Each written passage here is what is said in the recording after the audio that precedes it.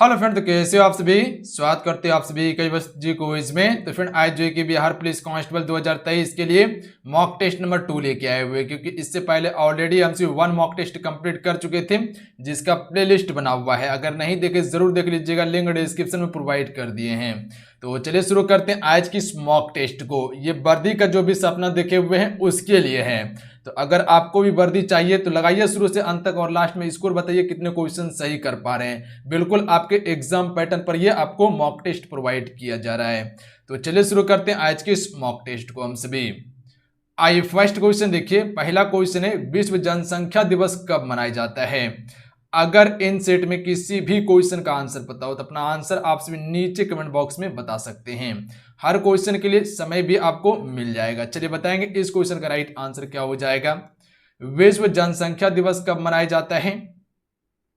तो right answer option number B हो जाएंगे 11 जुलाई को। ध्यान रखिएगा आप सभी, 11 जुलाई को हर एक वर्ष जो है कि फ्रेंड विश्व जनसंख्या दिवस मनाया जाता है। और इसकी स्थापना जो हुआ था वो कब हुआ था, 11 जुलाई 1987 को हुआ था। तो अगर डेट पूछ लिया जाए तो इसे भी आप सभी जरूर याद रखिएगा। क्लियर है। अगला क्वेश्चन देखिए, क्वेश्चन नंबर 2। क्वेश्चन है कि भारत का कौन सा राज्य सर्वाधिक लोहा उत्पादन करता है। भारत का कौन सा राज्य सबसे अधिक लोहा उत्पादन करता है। देखिए फ्रेंड, आपसे को बताना चाहते हैं, इससे पहले एक आप सभी को मॉक टेस्ट दिया गया था, लिंक डिस्क्रिप्शन में प्रोवाइड कर दिए हैं। और अभी जो मॉक टेस्ट आप सभी सॉल्व कर रहे हैं, इसके बाद आप सभी को 12 बजे आज दोपहर में, ध्यान रखिएगा 12 बजे दोपहर में लूसेंट और क्रॉन पब्लिकेशन का जो बुक है उसका निचोड़ करके 300 क्वेश्चन का आप सभी को लेक्चर मिलने वाला है, जो कि समान ज्ञान यानी कि जीके जीएस का रहने वाला है। तो उसे भी आप सभी कवर कर लीजिएगा। अगर ये 300 क्वेश्चन को कवर कीजिएगा तो समझ लीजिए करीब करीब आपका तैयारी होने वाला है, क्योंकि वही क्वेश्चन इसमें लिया जाएगा जो सिलेक्टेड क्वेश्चन रहने वाला है हर टॉपिक से। तो इसका right answer option number C हो जाएंगे उड़ीसा राज्य। ध्यान रखिएगा आप सभी, उड़ीसा राज्य में सबसे अधिक लोहा उत्पादन होता है। आप सभी को कर्नाटक के बारे में पता होंगे। कर्नाटक कॉफी के उत्पादन में सबसे महत्वपूर्ण राज्य है, कॉफी सबसे अधिक उत्पादन करता है कर्नाटक। छत्तीसगढ़ कोयला के उत्पादन में सबसे महत्वपूर्ण योगदान देता है, ध्यान रखिएगा आप सभी। अगर झारखंड की बात किया जाए तो झारखंड में यूरेनियम सबसे अधिक उत्पादन होता है, ध्यान रखिएगा। और भंडारण में, कोयला भंडारण में झारखंड प्रथम स्थान पे आता है। ये चीज क्लियर है। अगला क्वेश्चन देखिए, अगर क्वेश्चन यहीं से पूछ लिया जाए फ्रेंड कि लोहा उत्पादन में भारत का क्या स्थान है, तो भारत का जो स्थान है वो चौथा स्थान आता है। भारत लोहा उत्पादन में विश्व में, और भारत में प्रथम स्थान पे कौन आता है, उड़ीसा राज्य आता है। अगला क्वेश्चन देख लीजिए, क्वेश्चन नंबर 3। क्वेश्चन नंबर 3 ये बन रहे कि निम्नलिखित में से किसका उपयोग लेड पेंसिल बनाने में किया जाता है।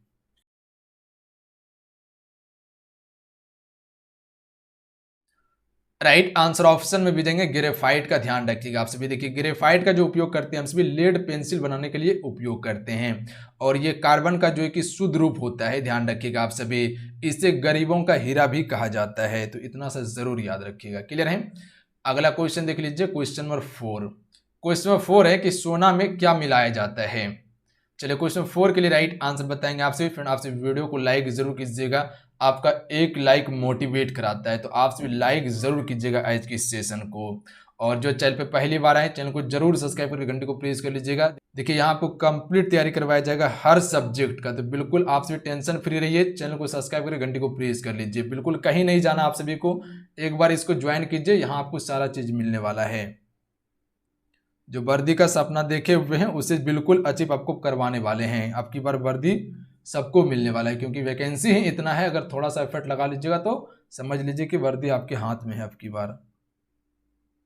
तो right answer option number A हो जाएंगे तांबा और चांदी का उपयोग करते हैं सोना में। ध्यान रखिएगा आप सभी, किसका उपयोग करते हैं, तांबा और चांदी का। याद रहेगा आप सभी को। अगर यही क्वेश्चन आपसे इससे पूछ लिया जाए कि शुद्ध सोना जो होता है फिर वो कितने कैरेट का होता है, तो ये 24 कैरेट का होता है। ध्यान रखिएगा, शुद्ध सोना 24 कैरेट का होता है। और जो आभूषण बनाया जाता है उसमें कितने कैरेट का उपयोग करते हैं, 22 से लेकर 18 कैरेट का उपयोग करते हैं सोना का। अगला क्वेश्चन देख लीजिए, क्वेश्चन नंबर 5 है। क्वेश्चन नंबर 5 ये बन रहे कि चिमनी से धुआं किस सिद्धांत से बाहर निकलता है।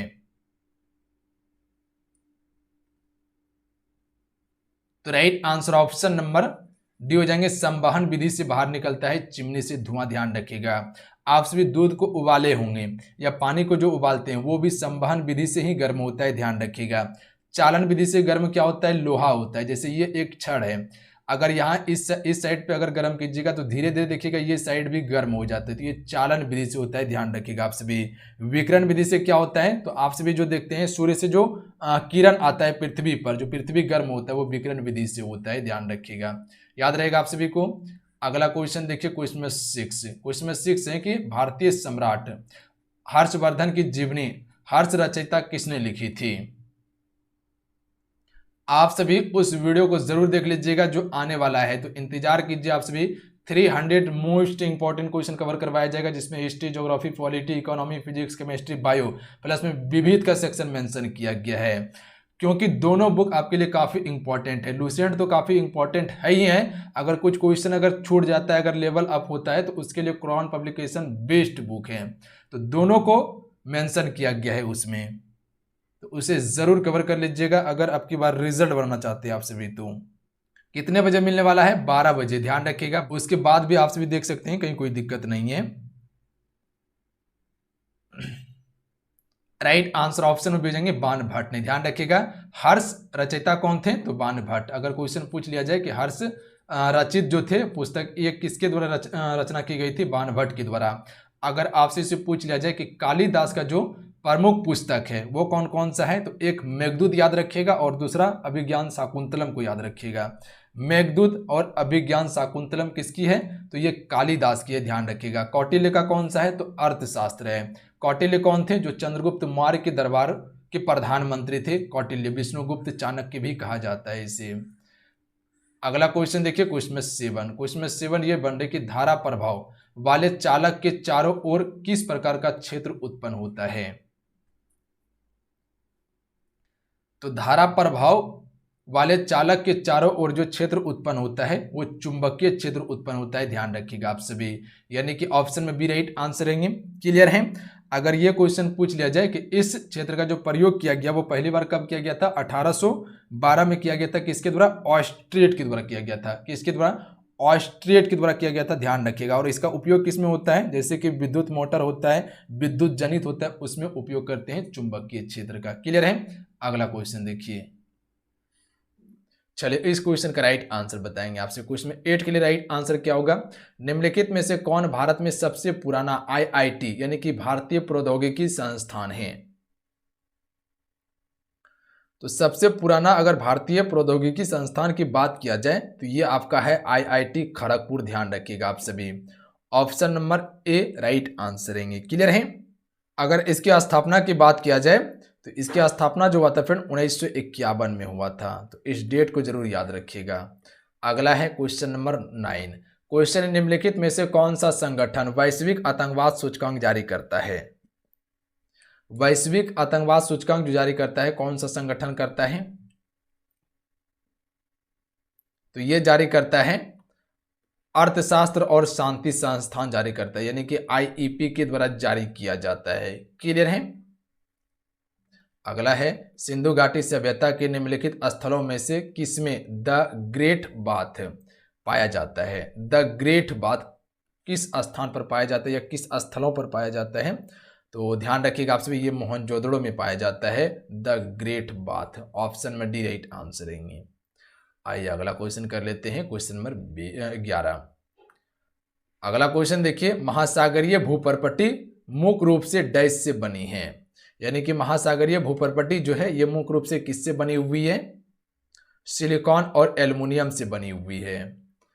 चौसा का युद्ध किनके बीच लड़ा गया। चौसा का युद्ध कब हुआ था, तो ध्यान रखिएगा आप सभी 1539 में ये युद्ध हुआ था। किसके किसके बीच में हुआ था, शेरशाह सूरी और हुमायूं के बीच में, यानी कि ऑप्शन में ए राइट आंसर हो जाएगा। इस युद्ध में क्या हुआ था, हुमायूं पराजित हो गया था।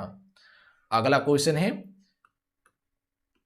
आधुनिक आवर्त सारणी के अनुसार निम्नलिखित में से कौन सा तत्व का परमाणु क्रमांक 30 है। तो अगर परमाणु क्रमांक 30 की बात किया जाए तो ये किसका है, Zn, यानी कि जिंक का परमाणु क्रमांक कितना है, 30 है, ध्यान रखिएगा आप सभी। अगर आपसे इसे पूछ लिया जाए कि Fe यानी कि लोहा का परमाणु क्रमांक कितना है, तो इसका 26 होता है, ध्यान रखिएगा। Fe लोहा कहा जाता है इसको।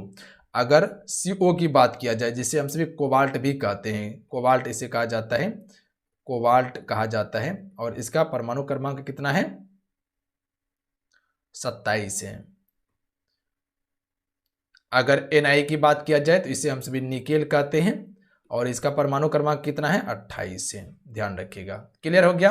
अगर Zn की बात किया जाए तो इसका परमाणु क्रमांक 30, निकेल की बात किया जाए तो 28 हो जाएगा, लोहा की बात किया जाए तो 26 और कोबाल्ट की बात किया जाए तो 27 हो जाएगा। अगला क्वेश्चन है, पत्रकारिता में उत्कृष्ट योगदान के लिए प्रतिष्ठित राजा राम मोहन राय राष्ट्रीय पुरस्कार के लिए किसे चुना गया है? तो ये चुना गया है ABK प्रसाद को चुना गया है। अगला है, गेटवे ऑफ इंडिया देश में स्थित है। देखिए, एक है इंडिया गेट और एक है गेटवे ऑफ इंडिया। तो जहां पर अगर गेटवे की बात किया जाए और ऑफ लगा रहे वहां आपको मुंबई टिक करना है। गेटवे ऑफ इंडिया कहाँ पे है? मुंबई में है, पर इंडिया गेट कहाँ पे है? दिल्ली में है। तो ध्यान रखिएगा आप सभी। अगला क्वेश्चन है, शुरू की जाने वाली PM विकास योजना निम्नलिखित में से किसके लिए लक्षित होगी? जो PM विकास योजना शुरू की गई है ये किसके लिए लक्षित है?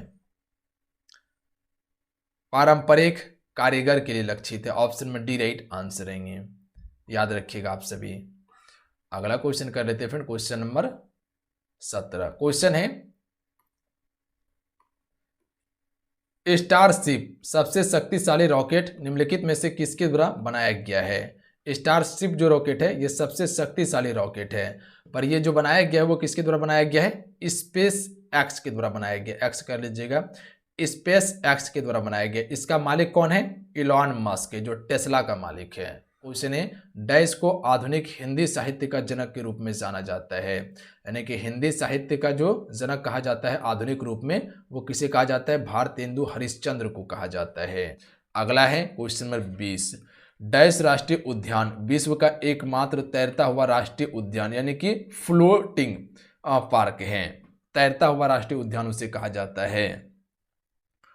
तो एकमात्र तैरता हुआ राष्ट्रीय उद्यान है जिसे हम सभी केबुल लामजाओ राष्ट्रीय उद्यान कहते हैं और ये कहाँ पे? आपका मणिपुर में है। ध्यान रखिएगा आप सभी। तो इसका क्या याद रखना है आपको? इसका याद रखना है राज्य को, कि केबुल लामजाओ नेशनल पार्क जो है वो कहाँ पे है? आपका मणिपुर में है, जिसे हम सभी तैरता हुआ राष्ट्रीय उद्यान या फ्लोटिंग पार्क भी कहते हैं। इंग्लिश में फ्लोटिंग पार्क कह सकते हैं, हिंदी में उसको तैरता हुआ उद्यान कह सकते हैं। अगला क्वेश्चन है क्वेश्चन में 21। निम्नलिखित में से किस राजा ने हर्षवर्धन को हराया था? तो देखिए, हर्षवर्धन को जो हराया गया था नर्मदा नदी के तट पर पुलकेशन द्वितीय के द्वारा हराया गया था, यानी कि ऑप्शन में बी करेक्ट आंसर रहेंगे। अगला क्वेश्चन है क्वेश्चन नंबर 22। नोबेल पुरस्कार जीतने वाले पहले भारतीय कौन थे? तो देखिए, पहले भारतीय जो थे ये 1913 में ही नोबेल पुरस्कार इसने जीता था, जिसका नाम था रविन्द्रनाथ टैगोर। इसे साहित्य के लिए नोबेल पुरस्कार दिया गया था। ध्यान रखिएगा। CV रमन को किसके लिए दिया गया था? भौतिकी के लिए 1930 में नोबेल पुरस्कार इसे दिया गया था। ध्यान रखिएगा। अमर्त्य सेन को जो नोबेल पुरस्कार मिला था वो किसके लिए मिला था? अर्थशास्त्र के लिए। क्वेश्चन है कि अस्पृश्यता का उन्मूलन कर दिया गया और भारतीय संविधान के अनुच्छेद डैश के तहत किसी भी रूप में इसका अभ्यास निषिद्ध है। तो सभी को पता है कि किस अनुच्छेद में अस्पृश्यता का उन्मूलन किया गया है? अनुच्छेद 17 में। Option number D right answer रहेंगे। छुआछूत से संबंधित ये प्रावधान है कि आप किसी से छुआछूत नहीं कर सकते। अगला क्वेश्चन देखिए, हीराकुंड बांध निम्नलिखित में से किस राज्य में स्थित है? देखिए, हीराकुंड बांध जो है फ्रेंड ये भारत का सबसे बड़ा बांध है। ध्यान रखिएगा, जो कि कहाँ पे बना है? महानदी पर बना हुआ है। तो इस प्रकार से याद रख सकते हैं कि सबसे बड़ा बांध कहाँ बनाएगा? जहाँ महान चीज रहेगा, जो बड़ा चीज रहेगा, जो मजबूत रहेगा, वहां पर बनेगा। तो यानी कि महानदी पर बनाया गया है और ये कहाँ पे है? उड़ीसा राज्य में है। तो option number C right answer रहेंगे। ध्यान रखिएगा। अगला क्वेश्चन है क्वेश्चन नंबर 25। क्वेश्चन है कि हिंडनबर्ग, अभी चर्चा में था ये, रिपोर्ट की वजह से अडानी समूह के शेयर में भारी गिरावट दर्ज की गई है। हिंडनबर्ग रिसर्च किस देश में स्थित है?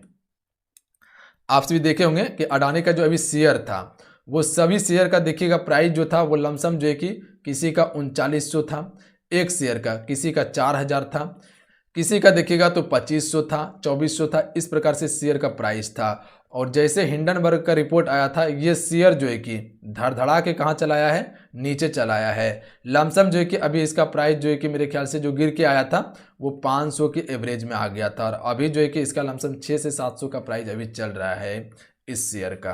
तो ध्यान रखिएगा आप सभी, काफ़ी ज़्यादा क्रैश हुआ है मार्केट इसका। तो राइट आंसर ऑप्शन में डी हो जाएंगे, अमेरिका का ये कंपनी है हिंडनबर्ग। अगला है इल्तुतमिश किस वंश का राजा था। आप सभी को पता होंगे कि इल्तुतमिश के ही द्वारा जो कुतुब मीनार का जो आधा कार्य था उसको पूरा करवाया गया था, नींव रखा था कुतुबुद्दीन ऐबक ने। तो आप सभी को पता है कि कुतुबुद्दीन ऐबक है गुलाम वंश के संस्थापक, जो कि 1206 ईस्वी में उसने गुलाम वंश की स्थापना की थी। तो हम सभी कह सकते हैं कि वो गुलाम वंश से संबंधित है, यानी कि ऑप्शन में बी राइट आंसर रहेंगे। इल्तुतमिश की ही पुत्री थी रजिया सुल्तान, जो कि दिल्ली सल्तनत की पहली महिला शासिका या भारत की पहली महिला शासिका बनी थी, ध्यान रखिएगा। अगला क्वेश्चन है समभारिक डैश के साथ परमाणु हैं।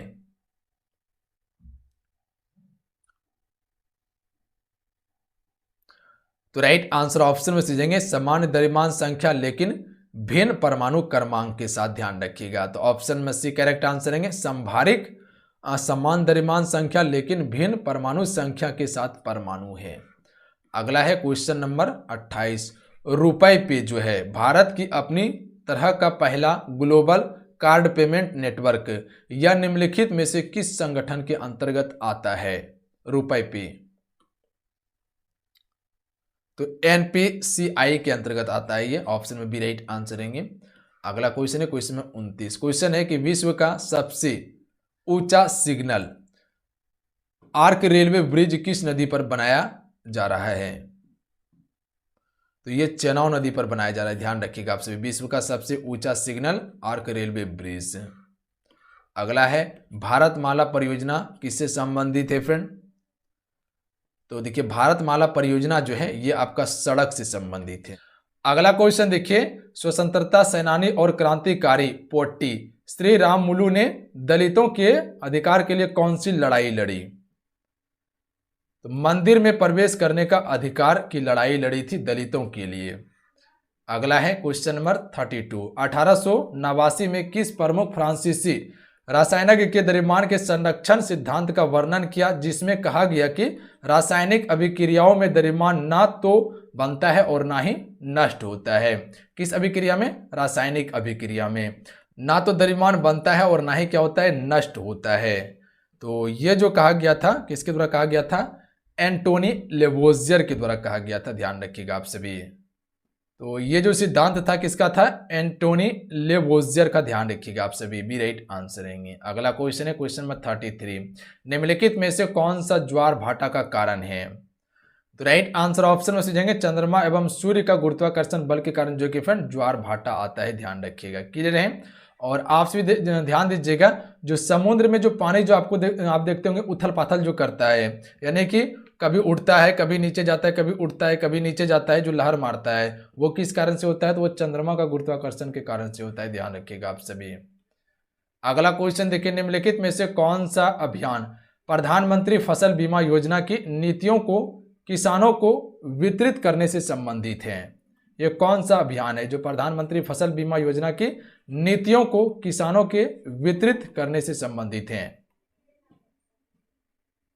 मेरी पॉलिसी मेरे हाथ है, ऑप्शन में ए राइट आंसर रहेंगे।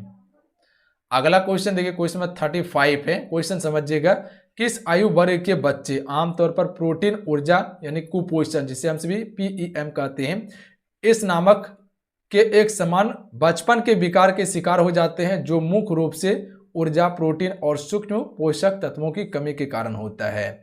तो ये जो है कितने उम्र के बच्चों में ज़्यादातर देखने के लिए मिलता है, तो 6 से लेकर 12 महीने के बच्चों में देखने के लिए ऐसा मिलता है हमको।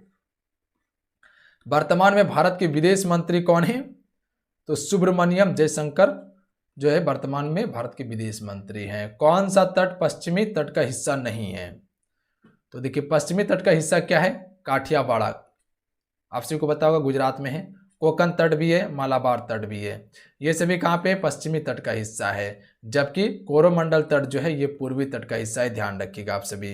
यानी कि इसका ऑप्शन नंबर क्या हो जाएगा, डी राइट आंसर होगा। अगला है प्रथम आंग्ल बर्मा युद्ध की शुरुआत के समय भारत का गवर्नर जनरल कौन था। सबसे पहले ये समझिए कि प्रथम आंग्ल बर्मा युद्ध हुआ कब था, तो ये हुआ था 1824 से लेके 1826 के बीच में, 24 से लेके 26 के बीच में हुआ था। तो ए राइट आंसर है लॉर्ड एम हस्टर जो फ्रेंड उस समय के कौन थे, गवर्नर जनरल थे। अगला क्वेश्चन देखिए, भारत का स्वदेशी mobile operating system IIT Madras द्वारा विकसित किया गया है, मोबाइल ऑपरेटिंग सिस्टम का नाम क्या है। इस मोबाइल ऑपरेटिंग सिस्टम का नाम क्या है। Right answer option number D हो जाएंगे, भार ओएस होगा या भरोस होगा, ध्यान रखिएगा। Option number D correct answer रहेंगे। अगला क्वेश्चन देख लीजिए, निम्नलिखित में से कौन सा कथन ऑपरेशन गंगा का सबसे अच्छा वर्णन करता है। ऑपरेशन गंगा का सबसे अच्छा वर्णन करता है कौन सा कथन। तो ऑपरेशन गंगा किसके लिए शुरू किया गया था, जब यूक्रेन में युद्ध हो रहा था उसी समय शुरू किया गया था। तो ऑप्शन में बी राइट आंसर रहेंगे, यूक्रेन से भारतीय नागरिक को निकालने के लिए ऑपरेशन गंगा की शुरुआत की गई थी। अगला क्वेश्चन देख लीजिए, भारत में खुदरा मुद्रास्फीति को निम्नलिखित में से किसके द्वारा मापा जाता है। खुदरा स्फीति को जो मापा जाता है भारत में वो किसके द्वारा मापा जाता है, ये जो मापा जाता है फ्रेंड उपभोक्ता मूल्य सूचकांक माइनस संयुक्त मुद्रास्फीति से मापा जाता है, यानी कि CPI माइनस C से मापा जाता है भारत में खुदरा मुद्रास्फीति को। अगला है वह दर्पण क्या कहलाता है जिसका परावर्तक पृष्ठ बाहर की ओर मुड़ा होता है।